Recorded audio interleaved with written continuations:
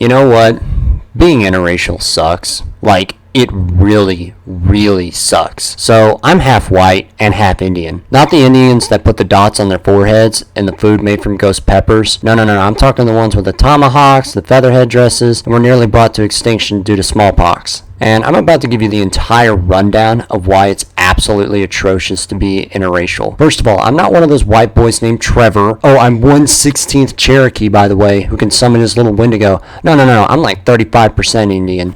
I got like 4 of those things running around in my backyard right now. No, I am Micmac Indian, which come from the little island, of Nova Scotia on the eastern side of Canada. So technically, I can call myself a native Canadian descendant, unlike literally the entire rest of the population of Canada. I'm looking at you, Keanu Reeves. You stupid false Canadian. Actually, I think he was born in Lebanon. Now that you've learned about my tribe, it's time to tell you why it sucks. You know, being interracial is a lot like the movie The Fly, if you've ever seen that. When your baby comes out like that, you know something is wrong. Or like putting things together that should never be together, like white people in basketball or black guys on the swim team. Due to the fact that my genetics are descendants of Chief Kick-a-Bitch and John Smith, my hair is pitch black and my skin is whiter than snow.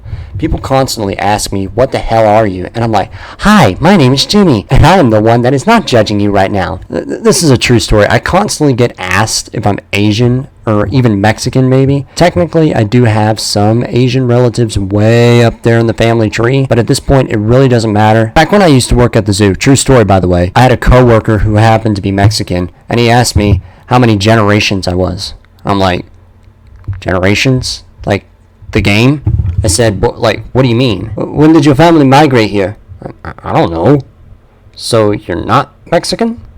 No. Why would you think that? Because you look Mexican. Next up, I've also been called chink a lot by my friends, and it doesn't really bother me. I think it's actually pretty funny. Also, when I go into like fake Asian restaurants like Panda Express, they go, excuse me, waiter. I'm making that last part up, but you get my gist. But when I walk into an actual Asian restaurant, you know, with like the little golden dude, all the Asians look at me and like, what the hell?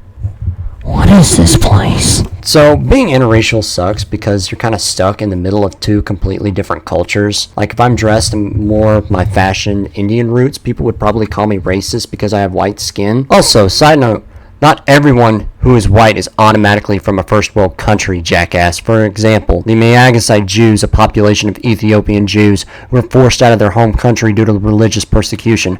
Or literally, I don't know, the entire population of the Balkan states or the Caucasus Mountains, who live in completely impoverished, war-torn areas and are all pretty much white. Sorry, that's some bottled up emotions that I'll have to get into another day. Due to the fact that I'm half white, everyone thinks they have some sort of special privilege of the world, but you don't. Also, if people learn about my native roots, people would begin to try and like pity me because of what happened to the Indians. It's like, oh, thanks for pitying me, assholes, but I don't want your fucking pity. I just want to be treated like a human being and not your poor neglected puppy. Also, if I try to rejoin the tribe, which my mother did try to, true story by the way, they would look at me like, well, basically, Charlie, just between you and me, do you ever notice that your kids have sort of a year-round tan?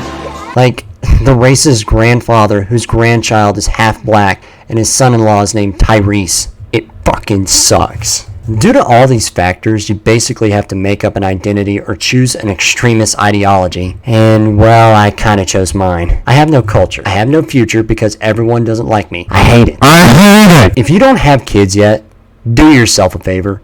Don't have kids outside of your own race, or you'll have another little me.